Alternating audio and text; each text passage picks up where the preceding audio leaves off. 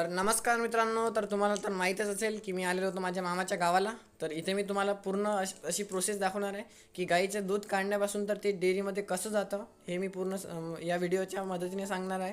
आणि तर चला तर मग सगळ्यात पहिले मी गाईच्या गोठ्यात वगैरे आलो. आणि तर ही आहे तर गाय. तर गाईला सगळ्यात पहिले चारा वगैरे दिला आणि दूध काढण्यासाठी सुरुवात केली. तर मामानेच ते दूध हातानेच काढून घेतलं, कारण कोणतीही मशीन इथे वापरलेली नाही आहे. पूर्णपणे हातानेच ते दूध वगैरे काढून घेतलं. आणि मामाला त्याचा खूप दिवसापासून एक्सपिरियन्स पण आहे.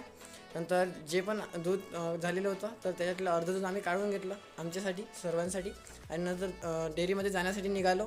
तर बकेट मी हातातच घेतली होती, कारण अवघ्या 15 मिनटाचाच रस्ता होता, पायदळच मी गेलेलो होतो. तर डेअरीचं नाव आहे पूर्णब्रह्म डेअरी. तिथे मी दूध वगैरे काढून घेतलं पहिले त्यांनीच, आणि नंतर ते एका याच्यात बॉटलमध्ये टाकून ते टेस्ट वगैरे घेतली. आणि त्या मशीनमध्ये ते दूध पूर्ण पहिले क्लिअर केलं. आणि ते दुसरी जी मशीन आहे त्याच्यात फॅट बरोबर लागतो की नाही लागत हे पूर्ण चेक होते. नंतर दूध कॅनमध्ये काढून घेतलं आणि त्या मशिनरीमध्ये पण दूध टाकून घेतलं. आता 4 तासासाठी ते दूध तसंच राहणार आहे, एकदम थंड 4 डिग्री सेल्सिअसवर. पूर्ण ब्रह्म डेअरीसोबतच ते पशुखाद्य पण ते चालवतात. तर ते पशुखाद्यामध्ये मक्याचं पीठ दळतात आणि तेच विकतात. तर असं त्यांचा बिझनेस पण आहे. आणि नंतर हे पावती वगैरे पण मी तिथून घेऊन घेतली. आणि तर अशी पावती तिथे मिळते. आणि घरी येण्यासाठी परतलो.